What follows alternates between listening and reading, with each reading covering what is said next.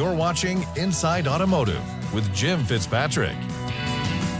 Hey everyone, Jim Fitzpatrick. Thanks so much for joining me this morning. In 2022, Vermont adopted the Advanced Clean Cars mandate, but now the state's governor, Phil Scott, a Republican, has put a pause on those plans. To get the perspective of the dealers in the state, we are now joined by Matt Cota, who's the managing director of the Vermont Vehicle and Automotive Distributors Association, also known as VADA. Thank you so much, Matt, for joining us on the show today. Talk to us about this. What kind of feedback have you heard from the auto dealers and your members across the state? Well, thanks, Jim. And you're right. Vermont was one of a dozen states that adopted the California regulation requiring that 35% of model year 2026 vehicles be delivered to Vermont as electric, battery electric, zero emission. And we're not even close to making that mandate. When it became part of a rule here in Vermont in 2022, there was cautious optimism. Vermont's auto dealers like selling electric vehicles. They're good at it.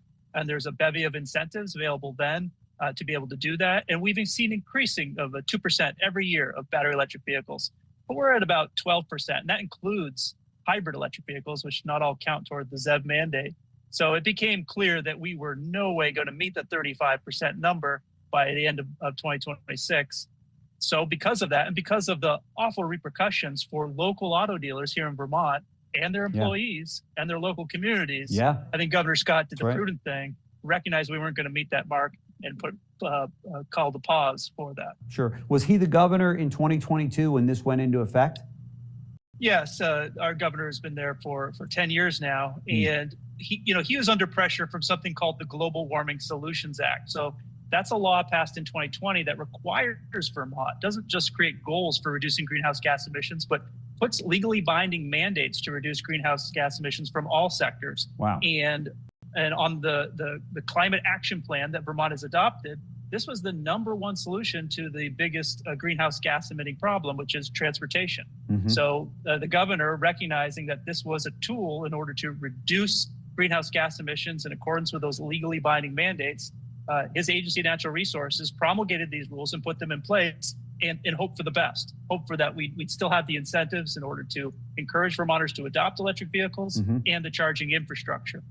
But even with very generous incentives, both state and federal, and from the local utilities, to convince people to buy electric vehicles and to install chargers, we haven't met the mark. So it became obvious to those of us who interact with the customers every day, knowing what they can and can't buy, that we needed to push pause. Sure. There are many senators and congressmen in D.C. that feel as though these incentives need to go away. Why are we subsidizing those people that wish to drive an electric vehicle, even though it saves will help save our environment and what have you? That nope, it shouldn't. One system shouldn't be have an advantage over an ICE vehicle, say, with a rebate or what have you from the state or the federal government. What's your take on that? Is that something that should stay in place there in Vermont for the state incentives? Well, here's what we do know. Both the federal and the state incentives and some of the utility incentives absolutely bring traffic into the dealership, help encourage Vermonters to make the switch. But what's almost as important is what they continue to do after they make that decision. A lot of dealers, especially in a small state like Vermont, where we only sell about 40,000 new cars every year in the entire state. We're a very small state. But you have connections with the customers between the dealers that last for generations, fathers and sons, mothers and daughters.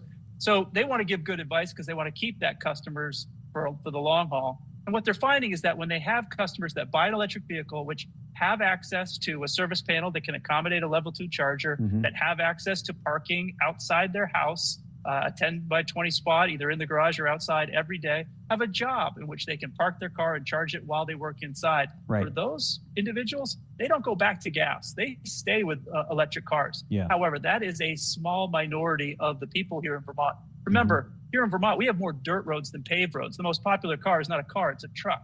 So the reality is that there weren't the types of vehicles at the price point that the customers demand. And without subsidy, it becomes really difficult to understand how we are going to even get above 15%, never mind the 35%, which is called for in the California rule. And I think a number of states are going to be following suit on this because you're sharing the same problem with so many other states that just don't see this as a reality. I mean, it's crazy to think that we would see that across the country, a 35% penetration on EVs, right? That's it. We will absolutely grow our EV market share from 8% to 10% to 12% to 15% in the near term. Right. But even getting to a third within the next 5 years will be increasingly difficult. And then you back out federal tax credits, you back out state incentives, you back out money that's available for electric charging infrastructure. Sure. You recognize that not everyone has access to level 3 or level 2 chargers here in Vermont, that we don't have the infrastructure necessary, or people don't have not the lifestyle, but the life where they can actually park their car while they work or park their car while they sleep next to their house. Right. That's a challenge for a lot of people living in rural parts of the United States, and especially here in Vermont. That's right. And also, I might add, in the wintertime, you've got some pretty strong winters there in Vermont. That affects the life of the battery, right? Absolutely.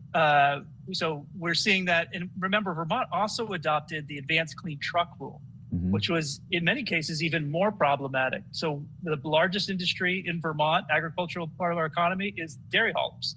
And dairy haulers will sometimes move thousands of gallons of milk 440 miles a day, round trip, bring it. And they don't take any days off, 365 days a year. Wow. So the idea that they would be hauling milk in December in an electric truck, which has cost twice as much and has a third of the range with no level 3 charging infrastructure available, it just became impossible. So we were actually at a point of not only pushing our Vermonters from buying their vehicles outside of the state where they have more choice with combustion engines, but really harming our agricultural economy and forestry economy that depends on diesel trucks, which were being limited in terms of when they could be sold here in Vermont because of the California rule. That's also on pause. We got 18 months to figure it out. If there isn't the vehicles at the price point that the consumers can afford and the vehicles that they want to buy, then we're going to have to reevaluate in 18 months. But for now, at least we have a pause. Yeah, no question. Are you hearing from the citizens of Vermont? Or are they, because they're very concerned about their environment there in Vermont, for sure. It's a beautiful state, without a doubt. What's their take on this? Because I know probably many of them are feeling as though, wait a minute, we wanted that to be the case, right? Yeah, certainly. We have conducted, the Vermont Auto Dealers Association has conducted an education campaign, and we have worked with partners.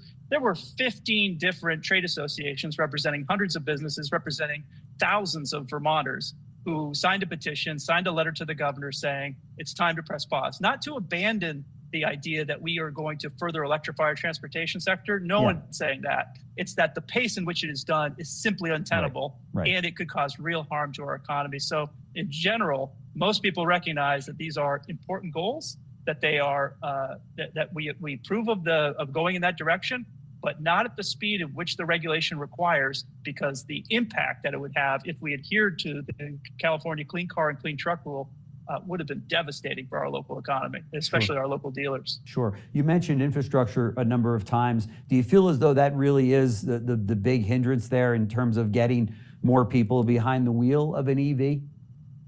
Yeah, certainly. And on the truck side, think about where our dairy farms are. If you've ever visited Vermont, you see that bucolic field and that 100-year-old red barn and the cattle in the field. Sure. I mean, these are in areas where we don't have access to level 3 power, where we don't have old barns we don't have service panels that still have knob and wire tuning. To be able to think that these farmers who are scratching out a living are somehow going to be able to afford a $400,000 electric truck rather than the $200,000 diesel truck that has a third of the range and can't even get to where they need to go to bring the milk. I mean, it became obvious that this is too far, too fast. On the car side, yes, there are true believers, EV evangelists that will never go back to gas. And they have a lifestyle, they have a house that can accommodate the charging network. Maybe they have a job in which they can charge while they work. And that's wonderful. And that will continue to climb. But remember, that's a minority of the consumers in Vermont.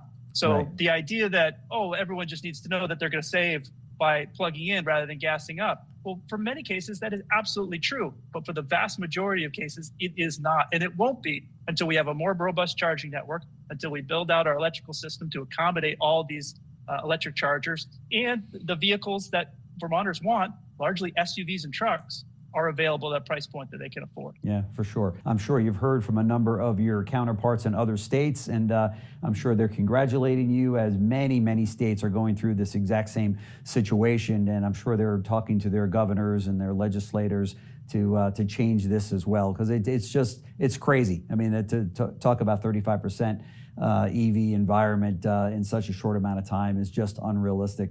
I would be remiss if I didn't ask you, while I've got you here, how is business in your state this month? How's it going? I know that we came off of a pretty good quarter, but has that continued into May? We had a great April in comparison to the first quarter of the year. Yeah. I think a lot of it has been driven by decisions to make to purchase vehicles, unsure of when the tariffs kick in. I know we've had a number of dealers that have used that as an opportunity to say we have pre-tariff vehicles that are available. It's unclear where things are going to be this summer. I don't think anyone has a crystal ball, but in terms of driving Vermonters to the dealerships to see about buying perhaps maybe earlier than they wanted to, but getting in now, it's been very successful. Where we are going to be in July, that's difficult to say. Yeah, for sure. Nobody, that's the $64,000 question, right? Nobody really knows for sure on this tariff situation. It's just day by day, whatever comes out of the White House. So Matt Cota, the managing director of the Vermont Vehicle and Automotive Distributors Association, thank you so much for joining us here on CBT News. I know our dealer viewers will get a lot out of your visit today, and a lot of people are watching what you guys are doing in Vermont. So thanks so much. Excellent. Thank you very much. Thanks. Thanks for watching Inside Automotive with Jim Fitzpatrick.